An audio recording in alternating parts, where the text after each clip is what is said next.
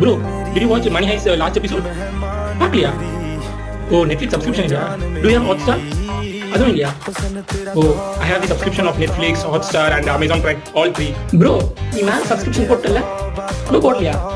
O, I have the subscriptions of Maro, Prepladder, Dams, Batia. எல்லா கூட வீடியோஸும் பார்த்தீங்கன்னா எல்லா கூட கொஸ்டின் பேப்பர் பாருங்க. Bro, உனக்கு ஒரு விஷயம் தெரியுமா?